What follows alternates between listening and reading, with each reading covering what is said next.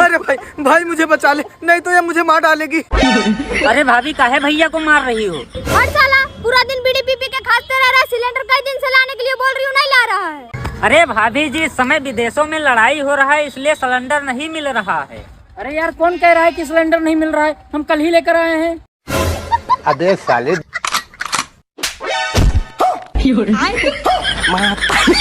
रुको जरा।